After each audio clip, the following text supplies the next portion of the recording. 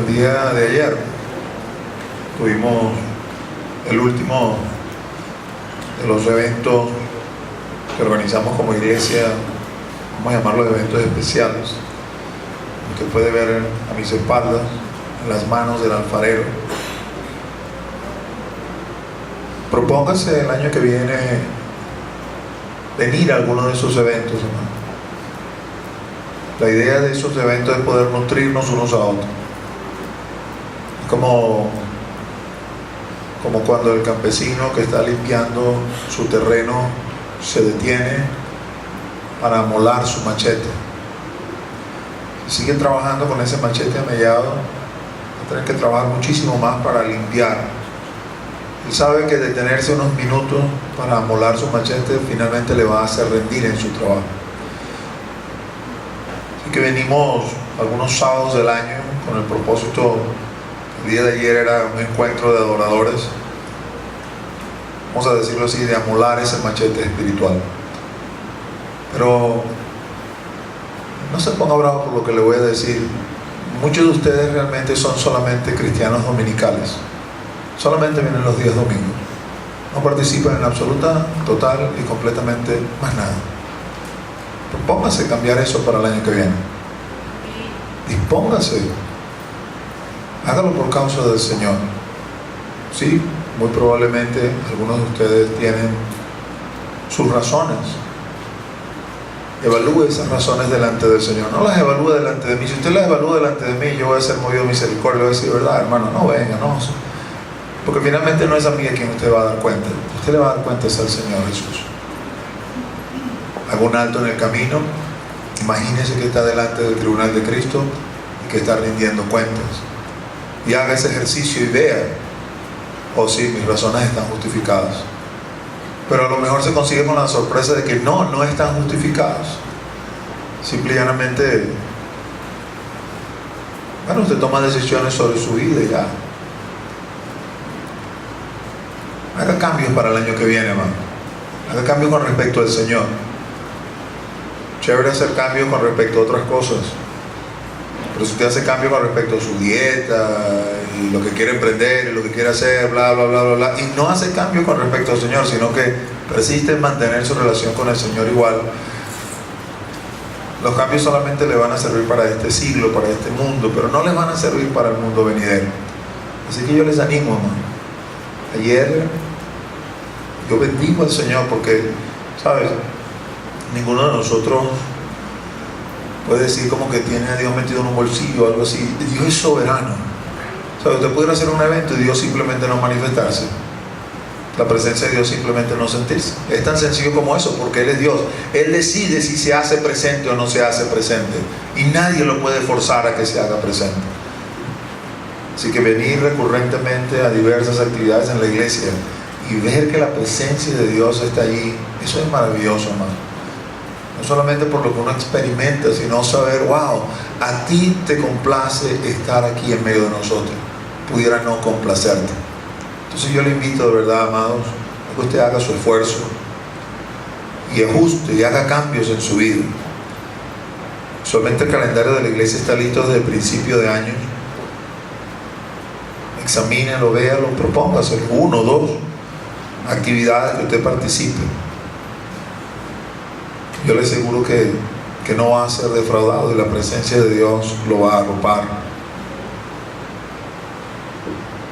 Quisiera añadir a lo que habló el anciano Fadi a propósito de los próximos 2 domingos en que tenemos un solo servicio, 24 y 31, especialmente para los padres, no para que no vengan, sino para que sepan que ese día no va a haber escuela dominical, porque los maestros de escuela dominical van a estar acá también escuchando la predicación.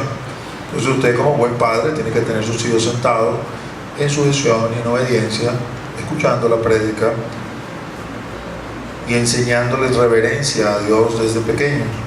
Así que el 24 y el 31 no hay escuela dominical, porque es un solo servicio y todos participamos del servicio. Incline su rostro, amados, y vamos a orar. Padre, en el nombre de Jesús, nombre que es sobre todo nombre, venimos ante tu presencia en la mañana del día de hoy. agradecido porque tú nos permites estar acá, agradecido porque siendo el primer día de la semana nos permites reunirnos como cuerpo, como iglesia, para alabar, glorificar, bendecir y exaltar tu nombre. Y tú te haces presente en medio de nosotros. Yo te doy gracias por tu palabra y te ruego que tú vivifiques tu palabra para que impacte nuestras almas y nuestros espíritus y no vuelva a ti vacío. Ayúdanos, Señor. Reconocemos delante de ti que fallamos, que nos equivocamos, que tenemos debilidades, que necesitamos tu ayuda, que sin tu guarda y sin tu protección estamos perdidos. Y por eso hoy te pedimos, Señor, con esa tu palabra, alimentanos, susténtanos, aliéntanos para seguir adelante hasta el tiempo de tu venida. Oramos en el nombre de Jesús. Amén y amén. No sé si te da por pensar en estos días, ¿no? A propósito de lo que celebramos y del porqué de este tiempo, pues, ¿no?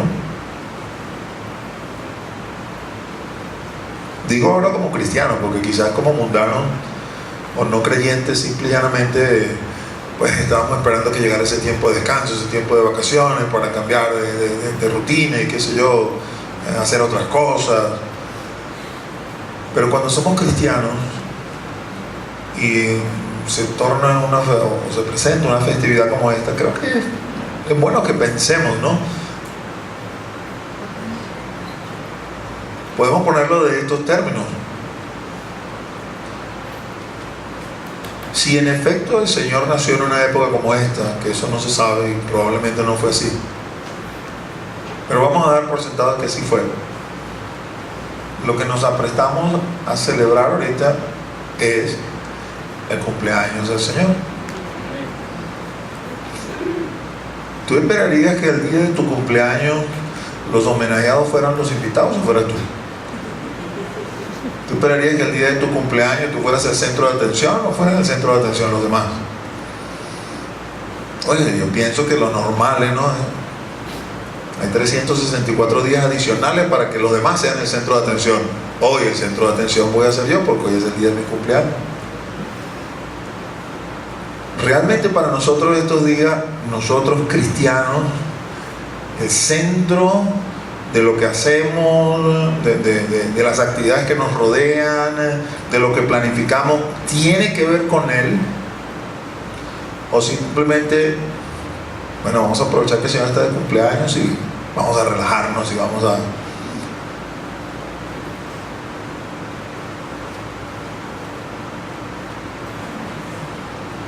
Parecen cosas triviales, amado, pero la iglesia no solamente somos nosotros, la iglesia es sumamente grande.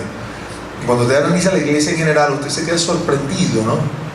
Me quedo sorprendido, por ejemplo, de cuántos cristianos ni se detienen a pensar y no tienen ningún reparo en enseñarle a sus hijos de San Nicolás y de Santa Claus y los renos y todo eso es pura fábula, todo eso es pura mentira, eso no es cierto. Eso no es el centro de la festividad que estamos celebrando, tiene que ver con el Señor. Y sin embargo, eso como que lo pasamos por alto, ¿no? Lo dejamos a un lado y no nos preocupamos, pues, nosotros como cristianos, que nuestros hijos aprendan la verdadera razón de la historia y tomen datos y, bueno, pues quizás le va a traer problemas en su ambiente, pues, pero ¿qué cristiano no tiene problemas en su ambiente por ser cristiano? Todos los tenemos. Y los niños no deben ser la excepción de aprender desde pequeño que si el mundo rechazó al Señor, el mundo nos va a rechazar también a nosotros, porque nosotros le seguimos a Él. Así está escrito en 1 de Juan capítulo 3. Si el mundo te reconoce y tú no tienes problemas con el mundo, tienes que examinarte para saber si de verdad eres cristiano. Porque si el mundo te ha aceptado como uno de los suyos, entonces no eres de Dios, porque es sencillamente imposible ser de Dios y ser del mundo al mismo tiempo. O somos de uno o somos de otro, y necesariamente al ser de uno o al ser de otro, el otro lado, vamos a decirlo así, no nos va a aceptar.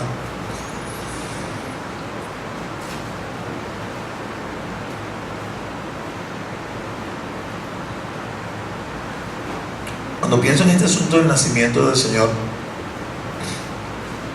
me comienzo a preguntar, bueno, pero ¿por qué tenías que nacer? ¿Cuál era el fin de que tú nacieras? No sé si es que algunos de nosotros quizás somos demasiado preguntones, demasiado inquisitivos, pero creo que uno debe profundizar en la palabra y debe profundizar en lo que uno cree, no como que seguir como borrego en la masa. Y bueno, si todo el mundo se lanza por un barranco, todos nos lanzamos por un barranco porque todos se lanzaron por el barranco, ¿no? Sino quizás detenernos un poquito, pensar, meditar, escudriñar, estudiar, ver. Y a veces me pregunto, ¿no? Ya cristiano con cierta madurez, ¿qué necesidad tenías de dejar el cielo para venir acá en medio de nosotros, ¿no? Es como que, no sé, usted pensará, bueno, sí, hoy en día en Venezuela tenemos una cantidad de problemas y de inconvenientes que no nos hacen exactamente el país más envidiable para vivir, ¿no? Pero hubo un momento que no era así. Hubo un momento que Venezuela, la gente quería venir a Venezuela, venir a vivir acá, esto es como un paraíso. Imagínense la Venezuela de esa época, y usted está viviendo así, de esa forma. ¿A usted le gustaría abandonar su forma de vida e irse, no sé, al Congo, en África? Porque a usted le interesan los nativos de ese lugar y quiere ayudarlos y no tienen agua potable, no tienen, no sé, cualquier otro país que esté en una condición similar, porque de alguna forma representó eso para el Señor. Creo que no habrá lugar más envidiable para vivir que el cielo. ¿Quién en su sano juicio quisiera dejar el cielo para venir a vivir acá? Entonces eso me hace pensar, ¿cuál era la motivación? ¿Qué era lo que tú estabas pensando? ¿Qué tenías en mente, no? Y cuando usted comienza a meterse por allí, comienzas a escudriñar acerca de Dios, si el Señor nos da espíritu de sabiduría y de revelación para que alumbre nuestro entendimiento, comenzamos a ver, ¿no? Como decir, un poquito, ¿no?, lo que es el plan de Dios, y comenzamos a entender por qué Pablo en algún momento, cuando habla acerca de Cristo y lo que Cristo representa, lo representa como un misterio y dice, este es el misterio de la piedad. Y sería como que demasiado largo pretender hacerlo solamente en una prédica. Voy a tomar algunos puntos para llevar a donde quiero llevar, ¿no? Y he titulado la prédica El plan de Dios, y quisiera, bueno, traer a tu consideración algunos hechos a propósito de este plan y de la perfección de este plan. Y lo primero que te voy a hacer es invitarte a que tú vayas a Génesis 3, el versículo 15, y podamos corroborar bíblicamente que este plan de Dios estaba pensado desde el principio. La verdad es que podemos conseguir versículos que nos van a decir que estaba pensado desde inclusive antes de la creación, que Dios finalmente nada se le escapa. Pero en Génesis 3:15 el Señor creó a nuestro padre Adán y a nuestra madre Eva. Están en el jardín del Edén, le ha dado un mandamiento, violentan el mandamiento que les dio, se presenta a Dios, descubre la falta y están los tres culpables, los tres reos, la culebra, Satanás, la mujer y el hombre en la presencia de Dios. No les queda más remedio que admitir su culpabilidad o tratar ahí de guabinarse, pero de Dios usted no se puede guabinar. Y viene el momento del Señor dictar sentencia y decirle a cada quien qué le corresponde. Entonces le dice a la serpiente: y pondré enemistad entre ti y la mujer, y entre tu simiente y la simiente suya. Esta te herirá en la cabeza y tú le herirás en el calcañar. Esta es, digamos, la primera profecía mesiánica que aparece en la Escritura. Porque esa simiente de la mujer a la cual se está refiriendo ese versículo no es otro sino nuestro Señor Jesucristo. Es como que Dios supiera, ¿no? Bueno, así como que si Dios supiera, Dios sabe qué es lo que va a pasar. Ayer uno de los ponentes en el evento, hablando acerca de la creación y haciendo alusión a esto de en las manos del alfarero, nos llevó, por lo menos a mí, a pensar en algo. En el momento que el Señor nos crea, el Señor nos crea del barro de la tierra, ¿no? Y el Señor hace, vamos a decirlo así, hace un muñequito de barro. A escala natural, pero es un muñeco de barro.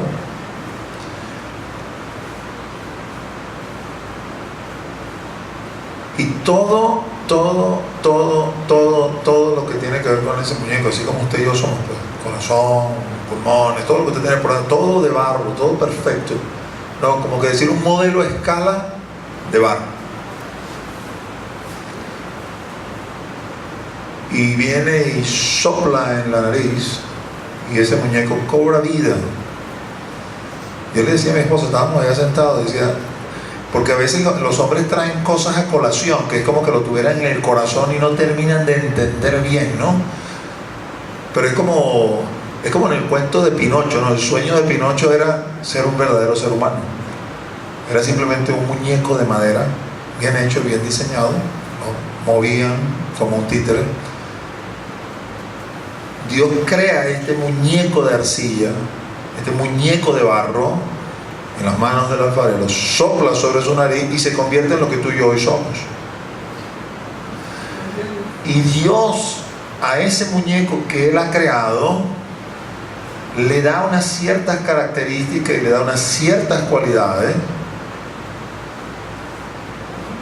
que podemos decir que son perfectas desde una perspectiva. Yo no sé si tú crearías algo o pensarías en crear algo, no sé, que tú lo haces tan similar a ti, le das tantas características tuyas que tú sabes en cualquier momento esto que cree se puede volver en contra mía.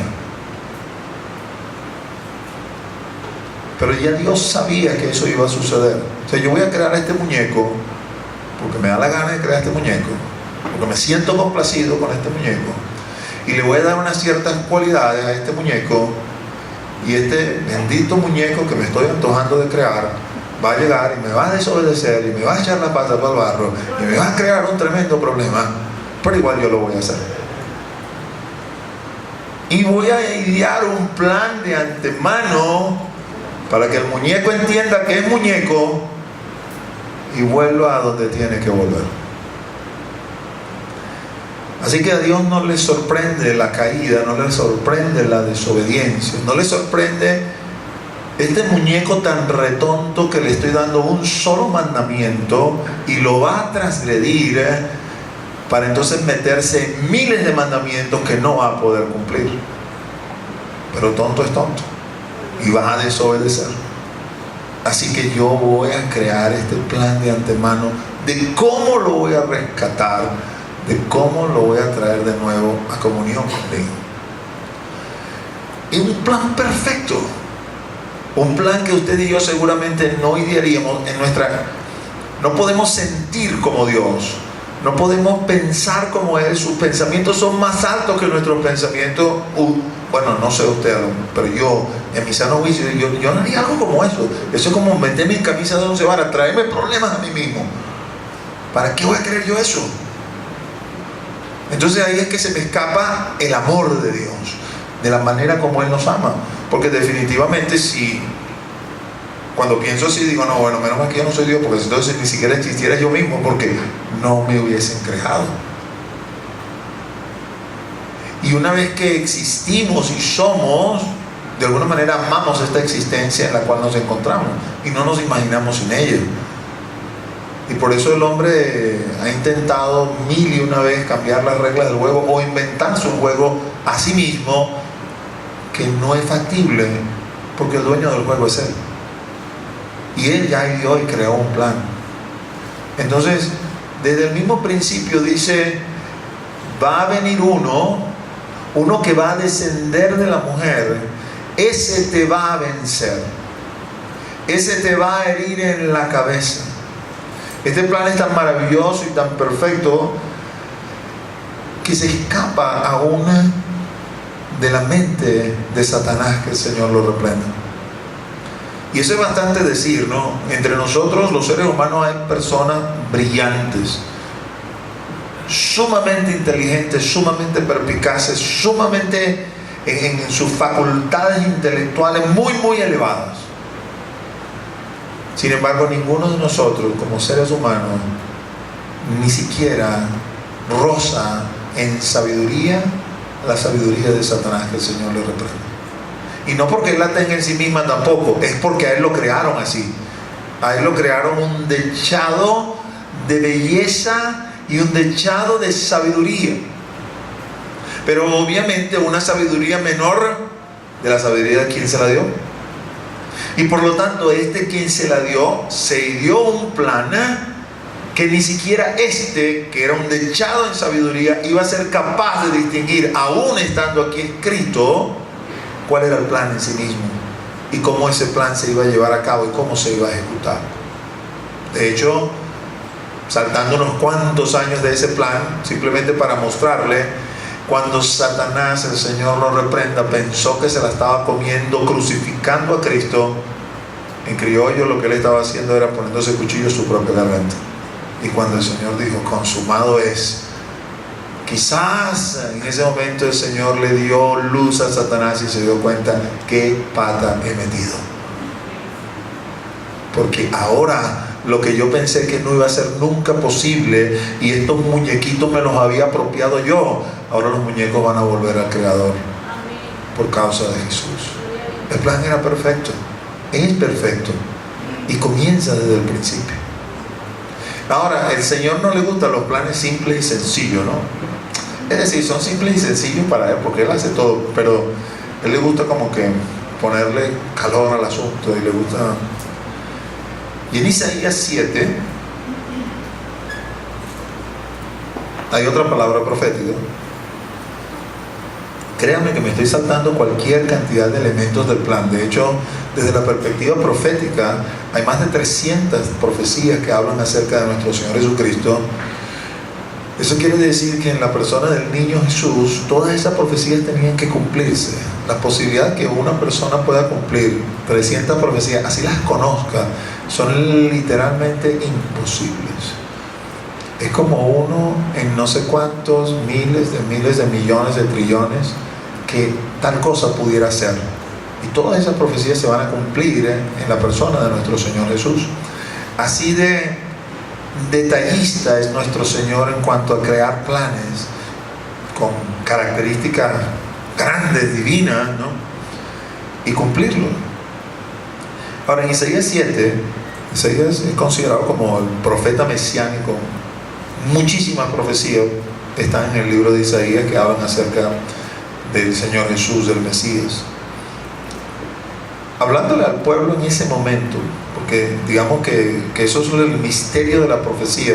Era una profecía para la gente que estaba allí en ese momento, el rey que estaba consultando en ese momento, pero en medio de esa palabra profética hay una palabra que tiene una extensión mucho más allá. El Señor le dijo a ese rey, a propósito de una señal que Dios iba a dar: por tanto, el Señor mismo os dará señal. He aquí que la Virgen concebirá y dará a luz un hijo, y llamará su nombre Emmanuel. Un poco difícil que la Virgen conciba, por no decir imposible. En función de cómo Dios ha estipulado el deber ser, una virgen no puede concebir. Y sin embargo el Señor estableció: esto tiene que suceder, esta será la señal que yo daré a propósito del Mesías que ha de nacer. Por cierto que esa profecía fue 700 años antes aproximadamente de que nuestro Señor Jesús naciera. Así que vamos a decir que a grandes rasgos sabemos, Dios crea, sabe que la creación va a caer, pero ya Él tiene un plan estipulado para que la creación caída vuelva a estar en comunión con Él.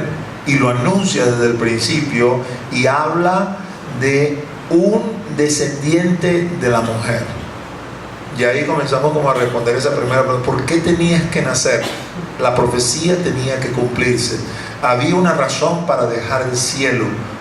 Vamos a ver por qué tenía que ser él y no otra persona en algún momento aquí cuando estemos estudiando algunas de las palabras proféticas, pero definitivamente tenía que nacer un hombre, un descendiente de mujer, apto, capacitado, que cumpliera el perfil, que tuviera todo lo que se necesitaba para poder vencer al diablo.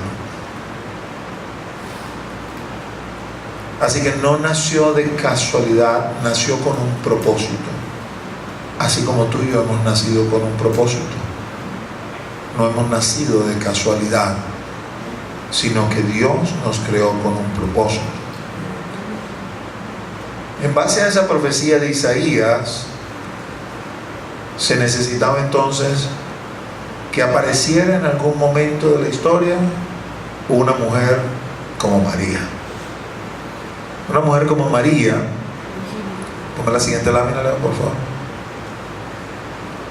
Una de las descripciones a propósito de María la conseguimos en Lucas 1:27. El ángel Gabriel se le aparece a María, y la descripción que nos da, o la narración que hace el evangelista allí, es que el ángel Gabriel se le aparece a una virgen desposada con un varón que se llamaba José, de la casa de David, y el nombre de la virgen era María. Es decir, María necesitaba cumplir con ciertos requisitos que están allí descritos para que la profecía de Isaías se pudiera cumplir. Pon la siguiente, por favor. Primero que nada, necesitaba ser virgen. Quizás si pensamos hoy en día en nuestra sociedad, llegamos a la conclusión que sería algo difícil de conseguir. Sin embargo, en esa sociedad eso no era tan difícil de conseguir. No porque esas mujeres fueran diferentes de las mujeres actuales. Quizás yo lo que pienso es que como había una retribución bien marcada, bien cruel también, por cierto, para la fornicación, toda persona que fuera descubierta en fornicación, sea hombre o sea mujer, debía morir apedreada. Entonces eran pocos los valientes que se iban a permitir ese lujo de darle placer a su carne, exponiéndose a que pudieran ser descubiertos, y si eran descubiertos iban a ser apedreados. Por lo tanto, la mayoría iba, quizás simplemente por temor a la retribución, a abstenerse de tal cosa. No era necesariamente el caso de María. María definitivamente amaba a Dios y obedecía al Señor, se sometía a los mandamientos del Señor por causa de ese amor. Ahora, no solamente se requería que fuera virgen, se requería que fuera desposada. Desposada quiere decir que tuviera compromiso para casarse.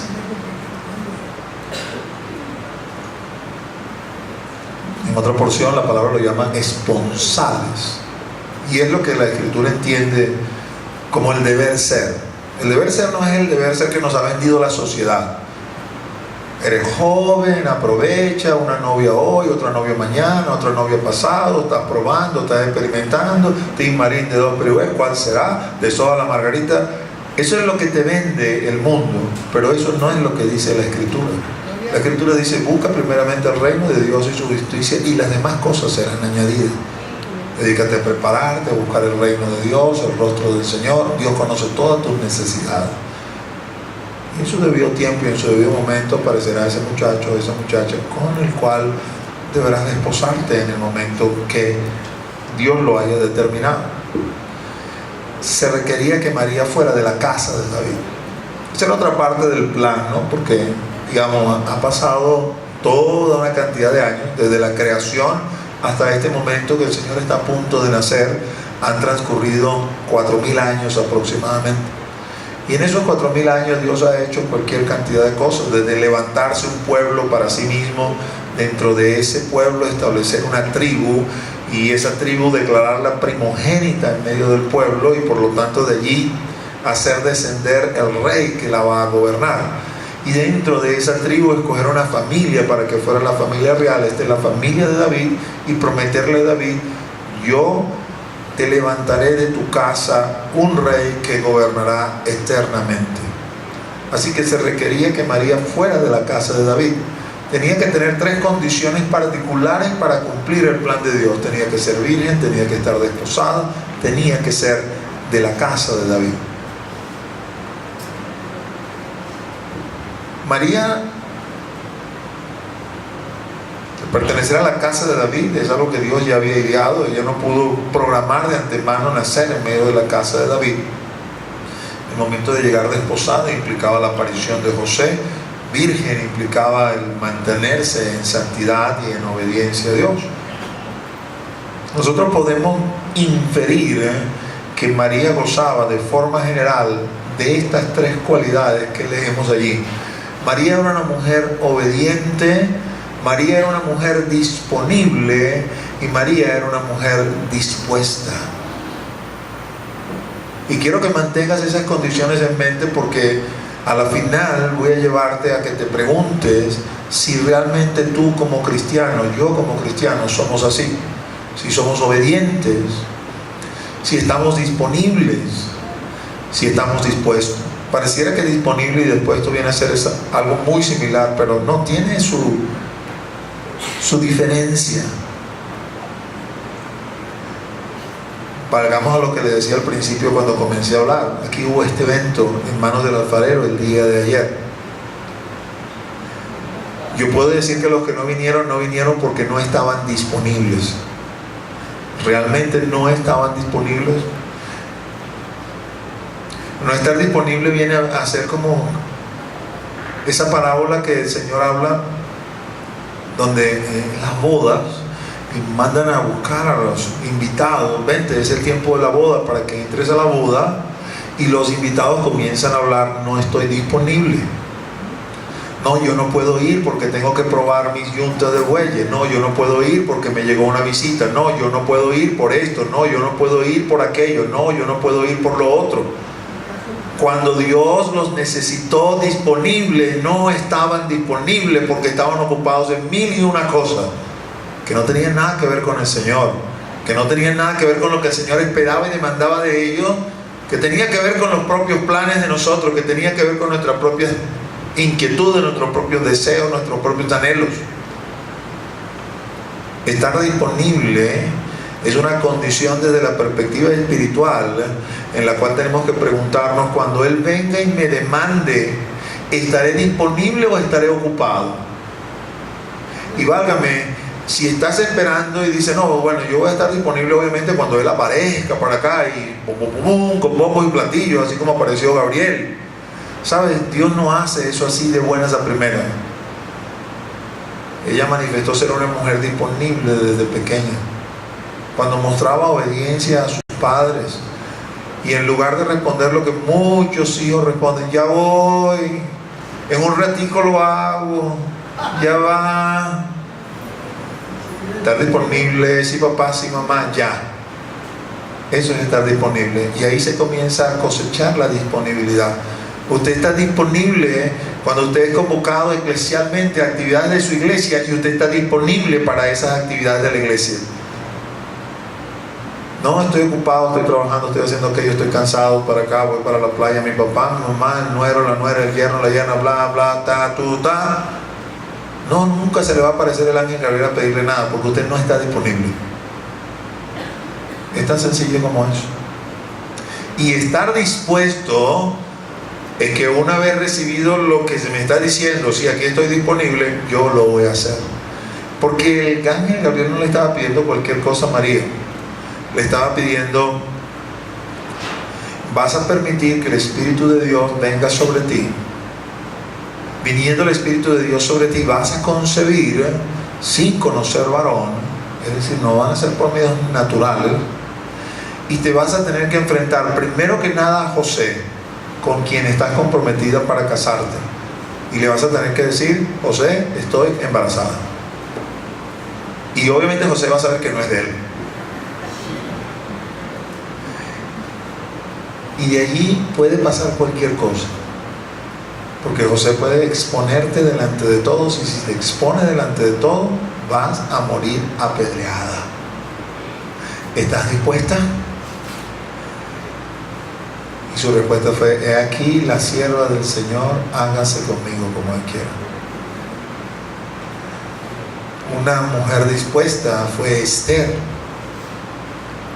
Cuando Mardoqueo la confrontó, al principio se hizo la que no estaba disponible, y luego no manifestó mucha disposición.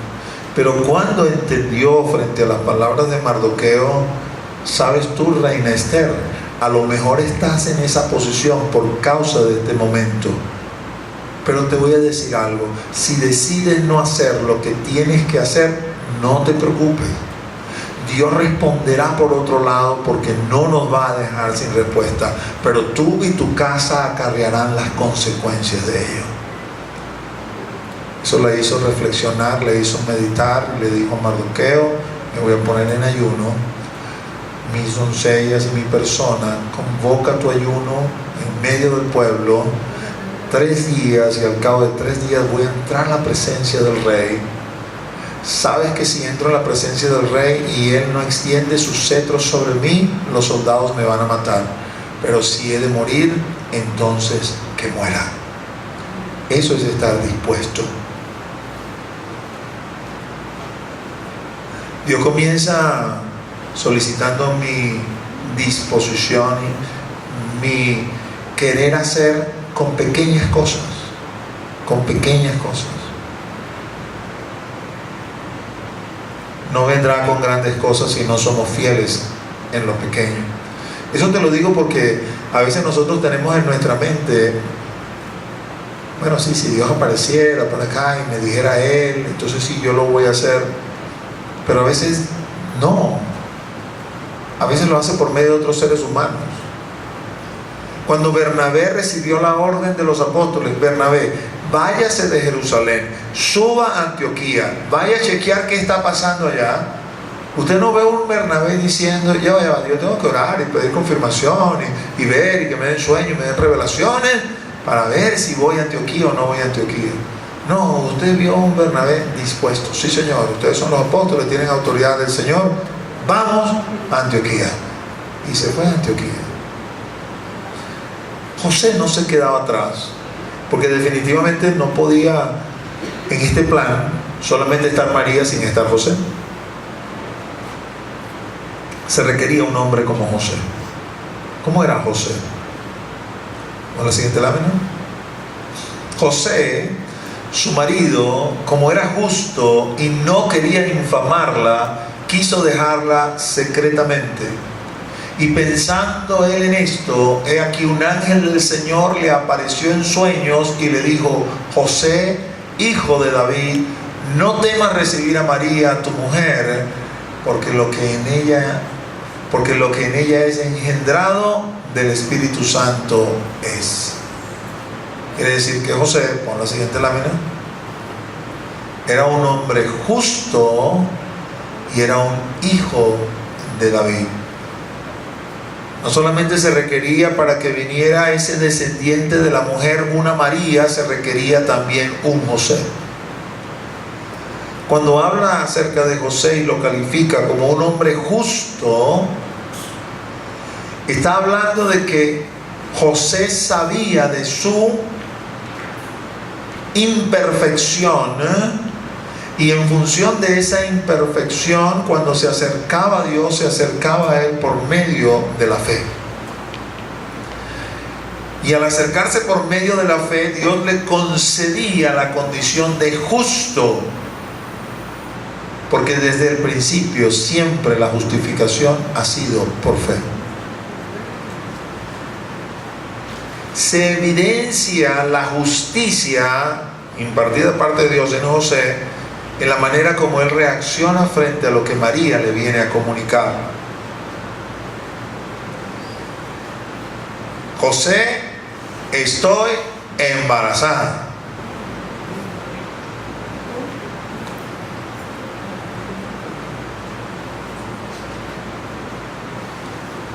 Dios nos guarde a todos los aquí que estamos casados, pero ¿cómo reaccionaría usted si su esposa se le presentara y le dijera, amorcito, estoy embarazada y no de ti? Sapos, culebras, ranas. No sé qué pasaría, mis hermanos. Es una situación que uno ni siquiera quisiera imaginarse. Pero este hombre justo, este hombre había mostrado su justicia antes de este momento muchas veces. Dios lo había declarado justo antes de esto.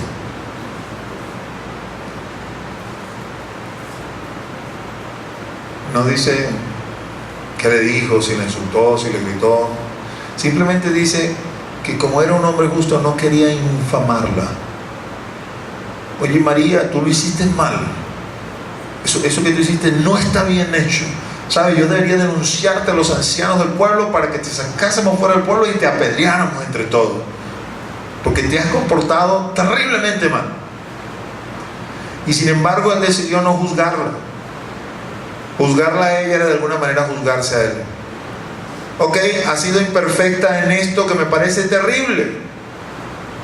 Pero de seguro en las cosas que yo soy imperfecto, que a lo mejor no son tan terribles a nivel humano, delante de Dios son igual de terribles. Y por lo tanto no me voy a convertir en tu juez, que Él te juzgue. Y su justicia llegaba al punto tal que cuando dice ahí dejarla en secreto, era como que Él se desapareciera del pueblo y más nunca nadie lo viera. Oye, ¿qué le pasó al carpinterito este? ¿Dónde está? Y de repente ver que a la muchacha le crece la barriga, la dejó embarazada y se fue. ¿Qué clase de sinvergüenza es este? Es decir, me voy a echar la culpa yo, para que no te infamen los demás.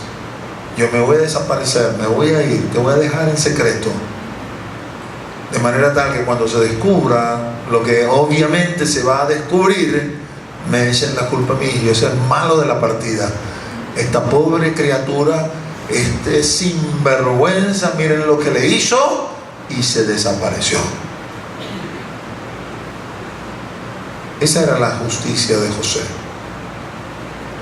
Tú lo hiciste mal, pero yo voy a asumir la responsabilidad. José tenía algo que definitivamente no se podía fabricar. Él era una condición que Dios le había dado. Era hijo de David. Quiero que observen la diferencia. Cuando describen a María, dicen que María era de la casa de David. Pero José no era solamente de la casa de David. José era hijo de David. Porque él descendía de línea, vamos a decir, de los hijos de David, de los que eran herederos al trono. Él era de descendencia real. Es decir, David por allá, su tatarabuelo, y luego Salomón, y después Roboam, y después así sucesivamente. En el caso de María no. Salomón tenía un hermano llamado Natán, de allí de Natán descendía María, era de la casa de David. Pero José era hijo de David, es decir, José era heredero al trono. Él venía por línea directa, descendiente de los reyes de Israel, de los reyes de Judá. Vamos a hablar de cómo se llamaba el país, de los reyes de Judá. Y era una condición necesaria para que Jesús pueda ser heredero al trono. Jesús requería que su mamá fuera de la casa de David, tenía que ser de la tribu de Judá y de la familia de David, en la condición que ya hemos descrito a María, porque el vientre de María, engendrado del Espíritu, iba a permitir que Jesús naciera como si fuese un muñeco igual que nosotros, de arcilla, con vida insuflada en la nariz de parte de Dios, pero sin pecado. Y entonces requería de su papá adoptivo, que lo reconociera como su padre legal aquí en la tierra, el derecho de poder ser heredero del trono, porque ese derecho no se lo podía dar María, ese derecho se lo da José. Entonces José es tan importante en el plan como María, porque una se necesitaba para una cosa y el otro se necesitaba para la otra cosa. Así de complejos, pero también a la vez simple. Cuando usted lo va viendo así, wow, a mí nunca se me había ocurrido esto, pero la verdad es que tú eres fantástico, Señor. Se queda usted como el Salmo 139. Usted comienza a contar los planes de Dios, los pensamientos de Dios, las ideas de Dios, y los enumera y los enumera y los enumera, y llega un momento que ya no puede más, porque son demasiados, y todos perfectos, y todos exactos, y todos maravillosamente, precisos. Ese es nuestro Dios. Así que en el momento que Él estimó como adecuado, 4000 años después, apareció la pareja perfecta para que viniese la simiente que iba a vencer a Satanás. Es evidente, no tengo necesidad de volverlo a explicar, que también José era un hombre obediente, disponible y dispuesto. Por supuesto, se iba a necesitar entonces un niño como Jesús. Veamos algunos de los versículos que describen a Jesús. Mateo 1:21 dice: y dará a luz un hijo. Eso es lo que le dice el ángel a José. María va a dar a luz un hijo, y vas a llamar el nombre de ese hijo Jesús, porque Él salvará a su pueblo de sus pecados. Yeshua. En Romanos nos habla un poco acerca de este niño, por la siguiente. Y Romanos 5, versículo 14 es el que está arriba, 19 el que le sigue. No obstante, reinó la muerte desde Adán hasta Moisés, aún en los que no pecaron a la manera de la transgresión de Adán, el cual es figura del que había de venir. Es decir, el Señor es como decir un segundo Adán. Reinó la muerte desde Adán hasta Moisés, aunque en los que no pecaron a la manera de la transgresión de Adán, el cual es figura del que había de venir.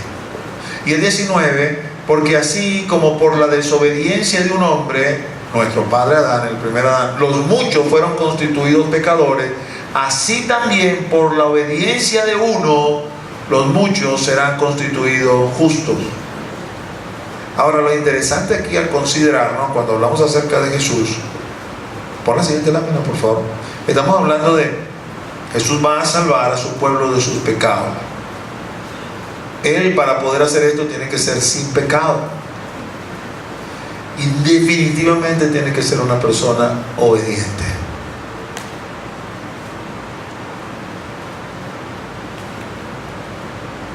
Es como que en el plan de Dios, Él cuando Pablo lo explica de una forma magistral, dice: en la historia hay dos Adán. El primero que el Señor creó, Dios lo creó así como describimos, lo hizo de arcilla y luego le sopló vida sobre su nariz. Y luego un segundo Adán en la persona de Jesucristo, obviamente también creado de parte de Dios, pero siguiendo el proceso natural a través del cual usted y yo hemos sido creados.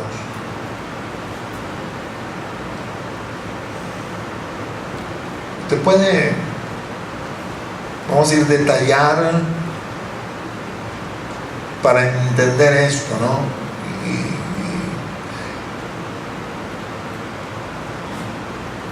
Es como que Dios ocultara al ojo normal las cosas que son divinas y lo pusiese como en el marco de la naturalidad. Pero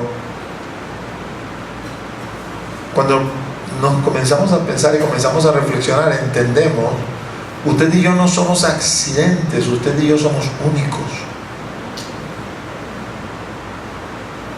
Quizás su papá y su mamá, quizás su mamá era una mujer sumamente fértil y usted habla: bueno, nosotros somos 20 hermanos.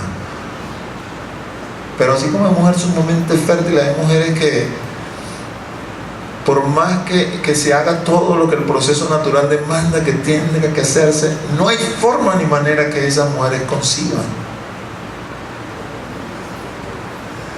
Biológicamente también es comprobado que en el momento de la concepción, no es que sale un solo espermatozoide de su papá para fertilizar el único óvulo que sí está ahí en su mamá, no, es que salen chorrocientos de espermatozoides y cada uno de ellos puede dar una característica diferente.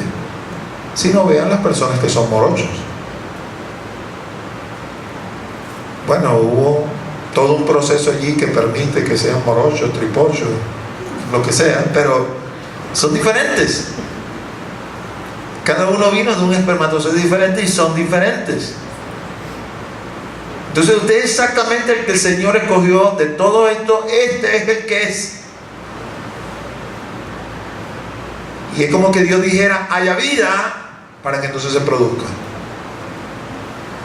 Parece que dice mucho hay vida, porque somos como 7.000 millones de seres humanos. Bueno, sí, está bien, pero no deja de ser Él el que dice haya vida. Por lo tanto somos creados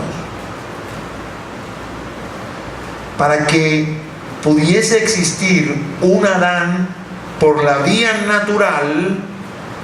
Se requería que el hombre masculino no tuviera inherencia en esa concepción, porque el hombre le iba a dar la herencia de pecado y no podía tener herencia de pecado porque nuestro primer padre Adán no tenía pecado hasta que desobedeció.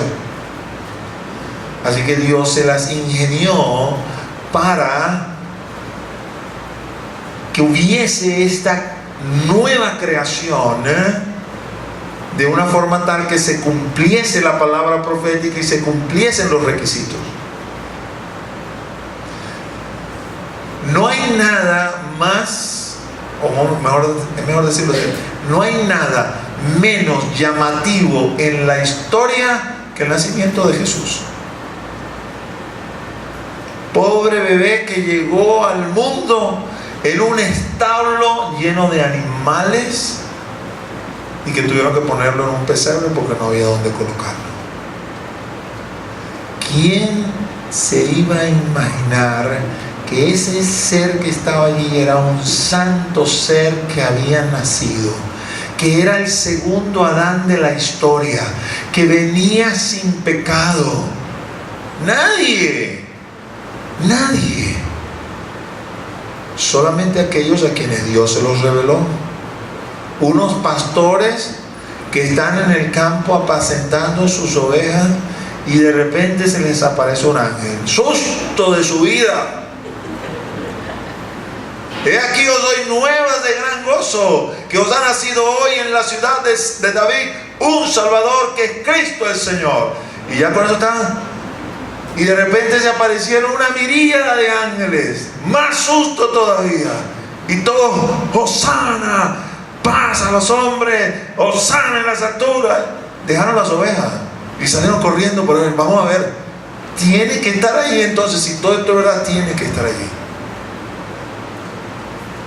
Unos magos en el oriente, estudiosos de las estrellas, y de repente apareció una estrella que nunca habían visto. ¿Qué pasó aquí? Y de repente comenzaron a entender que había algo mucho más allá de lo que ellos estudiaban, y que lo que ellos estudiaban era pura bagatela.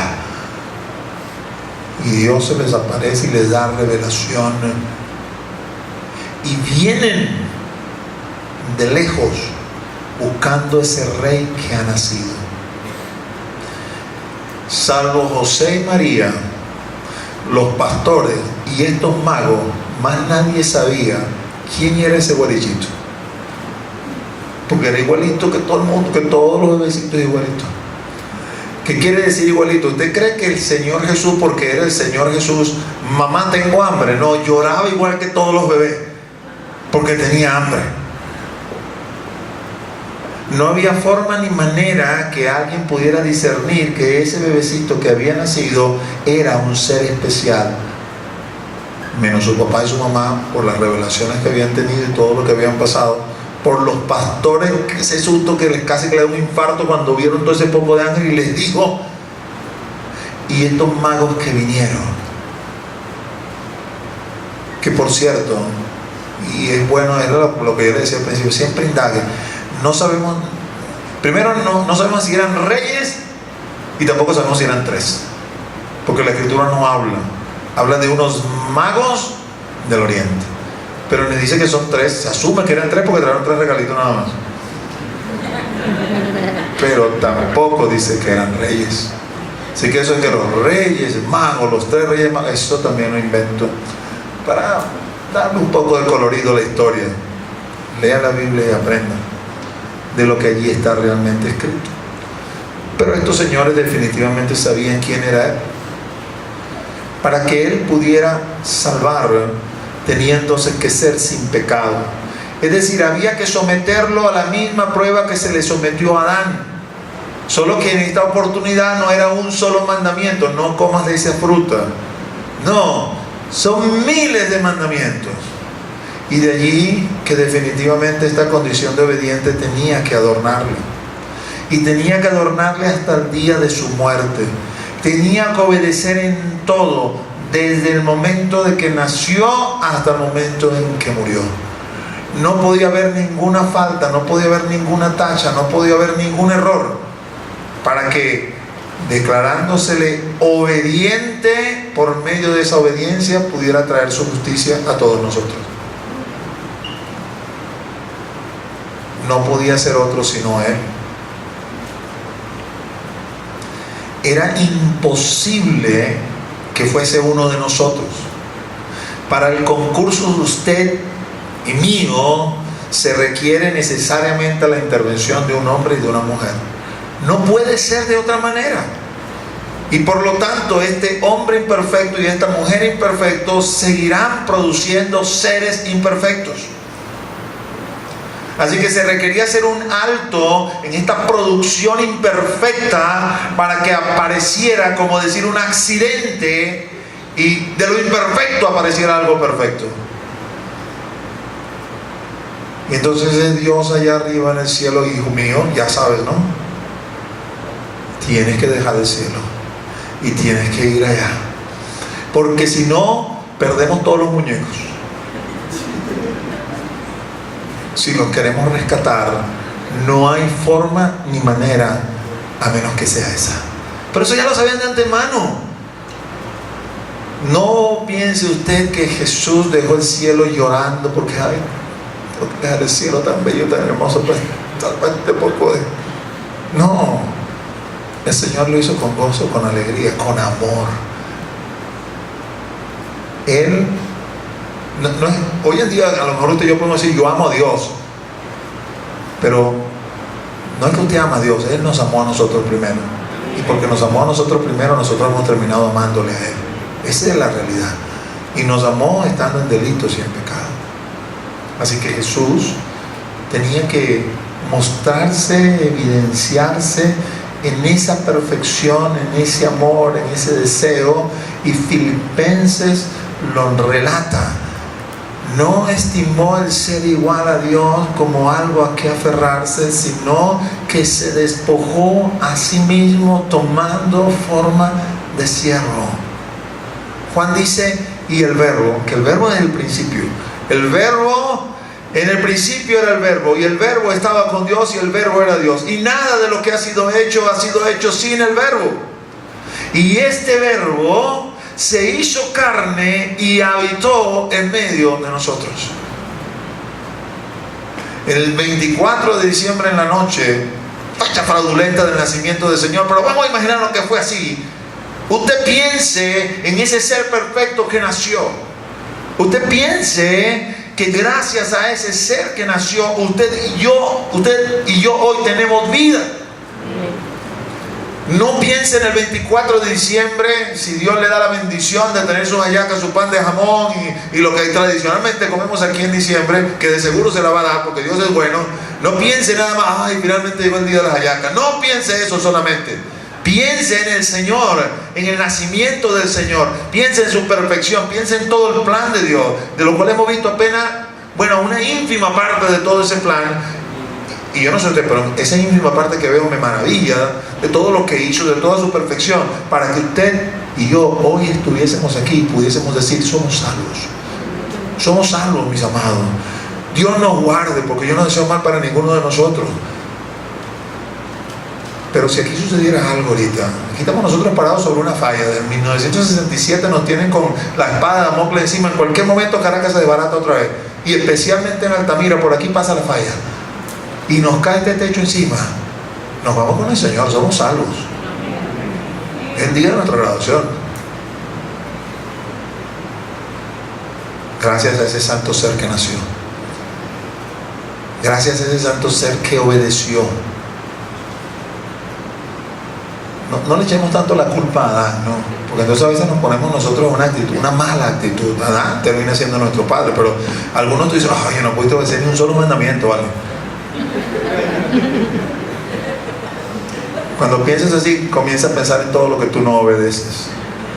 De seguro tú y yo no hubiésemos hecho un mejor papel si nosotros hubiésemos sido seleccionados para ser Adán. Mejor vamos a concentrarnos en las maravillas de Jesús. Wow, Jesús, teniendo tantos mandamientos, los obedeciste todos. Todos. En ninguno fallaste. Y gracias a tu obediencia, hoy estamos aquí. Porque por la desobediencia de uno entró el pecado y la muerte. Y cuando parecía que todos los muñecos estábamos perdidos, apareciste tú y obedeciste. Y por medio de tu obediencia, ahora tenemos posibilidad de tener vida. Músicos, pueden pasar. Quiero dejar algunas cositas allí para que medites. Y ahora piensa en el plan de Dios para ti. Con la siguiente lámina, Leo. En función de ese plan de Dios,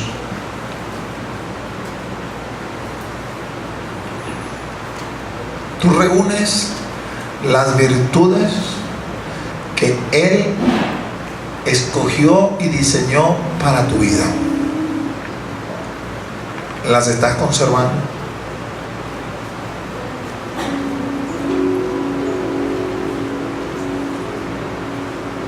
Lo que te voy a comentar es solamente lo que me vino al corazón, no es lo único, ¿no?, que pudiera considerarse en función de no conservar las virtudes que necesitamos para lo que Dios tiene para nosotros. Pero en mi caminar he tenido la posibilidad de conocer dos tipos de mujeres. La mujer tiene una característica, y no decir que los hombres no lo tengan, pero sobre todo lo tiene la mujer. No se quiere quedar sola, quiere tener un compañero al lado, quiere tener una persona con quien compartir, una persona con quien hablar, con quien tener amistad, que la represente, que represente una seguridad. Eso es así desde tiempos inmemoriales. Usted puede leer las razones de eso en Génesis 3. Y vienes al Señor y llega soltera al Señor, joven, o quizás ya no tan joven, pero llega soltera al Señor, y el Señor comienza a demandarte: yo te quiero para mí.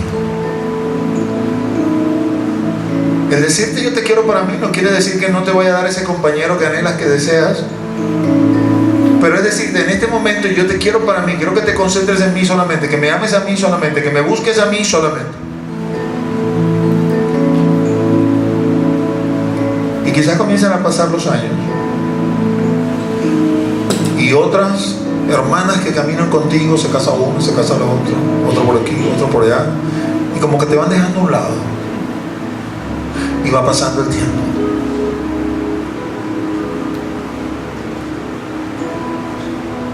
Dios te seleccionó para algo y tú tienes las virtudes de ese algo. Y esas virtudes demandan lo que estás viviendo. De ese tipo de mujeres, ya en ese punto, he conocido dos. Las que llegan un momento y que dicen: Señor, cuando tú quieras y como tú quieras, y descansen. Mi esposo, mi marido, eres tú. Si aparece o no aparece ese compañero de camino, bien. Para mí lo importante es servirte, amarte, caminar en tus huellas, caminar en tu pisada, conservar las virtudes que tú has colocado, que tú has puesto en mí, que son necesarias para tu plan. Pero también ha habido otras sin el ánimo de juzgarla, sino simplemente lo que venimos atrás a aprender y pedirle, Señor, que no me pase eso. Porque entonces han entrado, como decir, en un estado de desesperación, y lo primero que ha pasado la mano, de eso se han asido, de eso se han agarrado. Y una vez que han hecho eso, no hay forma de volver atrás. Y aunque Dios orqueste todo un nuevo plan, porque Dios es misericordioso y el único pecado imperdonable lo ofende contra el Espíritu Santo, no hay otro. Cualquier otro pecado Dios lo puede perdonar si hay genuino arrepentimiento. Pero el hecho de que lo perdone no quiere decir que el plan vuelva a ser el mismo, que el plan se pueda volver a retomar. No quiere decir eso. Y las virtudes que le adornaban se perdieron, ya no están. No, ya no puede ser María, no, ya no puede ser José. Las virtudes que necesitaba para que fuera José o para que fuera María ya no están.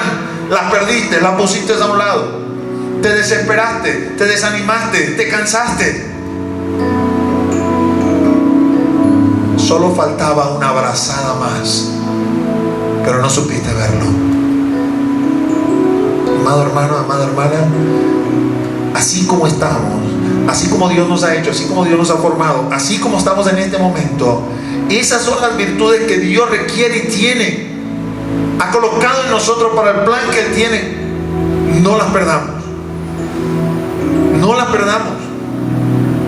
A lo mejor aparece el trabajo fantástico, con toda la remuneración del mundo, y no viene de parte de Dios, aunque todas las puertas se abrieron. Es el engaño del diablo para hacerte salir del ministerio, para hacerte salir del otro plan que sí era de Dios, que Dios tenía, que a lo mejor no abarcaba todas las grandezas del mundo, que a lo mejor abarcaba dificultades, vicisitudes, a lo mejor acargaba penurias, pero era Dios en el asunto. Y abandonaste las virtudes. Porque no se abandonan las virtudes solamente porque aparece un hombre o una mujer, el hombre o la mujer inadecuada, y en nuestro desespero nos vamos y nos decidimos por el hombre o la mujer inadecuada. Se pierden las virtudes también porque aparece el trabajo inadecuado, porque aparece la oportunidad inadecuada. Y hemos crecido con una mente en nuestra teología que todas las oportunidades son de Dios. ¿Dónde dice eso en la palabra, que todas las oportunidades son de Dios? ¿Dónde dice la palabra que todas las puertas que se abren son de Dios? Lo que dice la palabra es que la puerta que Él abre nadie la cierra, y la puerta que Él cierra nadie la abre. Pero no dice que Él abre todas las puertas o que Él cierra todas las puertas. Pero nosotros los cristianos equivocadamente, especialmente cuando eso repercute en satisfacer nuestra carne, interpretamos que todas las oportunidades son de Dios. No está escrito en ninguna parte así. Hay que discernir, hay que conservar las virtudes, porque esas son las virtudes que Dios requiere y necesita para que nosotros asumamos y cumplamos con la tarea de María o de José que Él tiene para nosotros. Y por supuesto, eso pasa por el filtro de que tú y yo también seamos obedientes, que también estemos disponibles, que también estemos dispuestos. Pero voy a añadir algo más: que seamos enseñables, que seamos enseñables. ¿Sabe? Yo no puedo colocarme en una posición donde correría, como decir, el riesgo de lo que ha hecho la Iglesia Católica al colocar a sus líderes como que si son infalibles en materia de doctrina, porque todos somos seres humanos. Pero no deja de ser cierto que la Escritura dice: las ovejas escuchan la voz de su pastor y le siguen. Si estás en medio de una iglesia que crees que es una iglesia cristiana, genuina, de sana doctrina, escucha la voz de tus líderes, sé enseñable, no seas terco como la mula. No, esos son hombres también, esos se pueden equivocar. No, seguro que están hablando de su corazón o están hablando de su carne. Todo para hacerlo como a ti te parece o como tú quieres. Sé un poco humilde. Porque si lo haces porque estás honrando a Dios, créeme que Dios no te va a deshonrar. Y Dios va a meter su mano. Porque Dios no toma cohecho con nadie. Sé enseñable. Escucha a aquel que ha caminado más que tú, que ha andado más que tú. Escucha a aquel que ha sido más probado que tú y ha logrado vencer en esas pruebas. Escucha. Y evítate una disciplina innecesaria. Porque si Dios te ama, Él te va a disciplinar. Por terco o cabezón que sea, Él tiene la medida de la vara que tú necesitas para que entres en carril. Oh, pero cuánto pudiste haberte ahorrado si hubiese sido enseñable. Y en lugar de poner a un lado el consejo de Dios, obedecerlo. Inclina tu rostro y vamos a orar. Padre, en el nombre de Jesús, nombre que es sobre todo nombre, Señor, te damos gracias. Gracias por la mañana de hoy. Gracias por tu palabra. Gracias, Señor, por saber que hay un plan general que nos ha traído hasta este momento y que somos salvos gracias a ese plan, Señor. Pero también gracias por saber que hay un plan particular para cada uno de nosotros. Que así, Señor, como tú formaste todas las estrellas, la miríada de estrellas que existen, a cada una llamas por su nombre, a cada una colocas en su lugar y colocas en su sitio sin que falte ni siquiera una de ellas. Así, mi Dios, Señor, tienes un plan para cada uno de nosotros. Permítenos, mi Señor, conservar las virtudes que requerimos para ese plan. Permítenos, mi Dios, Señor, ser hombres y mujeres obedientes, hombres y mujeres dispuestos, que podamos decirle, que podamos decirte: heme aquí, Señor, envíame a mí. Disponibles. Y que seamos enseñables, Señor.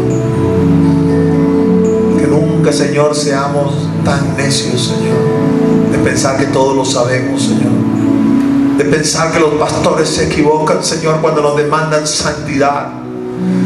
De pensar, Señor, que los ancianos se equivocan cuando nos demandan, Señor, que seamos rectos, Señor. Desde nuestra manera de vestirnos, nuestra forma de hablar y nuestra forma de pensar, de comportarnos, Señor. Haznos, Señor, enseñables, Señor. Aquí está tu grey, aquí está tu congregación. Que tu bendición descienda sobre ellos, sobre nosotros, en el nombre de Jesús. Ponte de pie, amado hermano y amada hermana, y vamos a adorar al Señor, y con esa adoración vamos a terminar el servicio de esta mañana.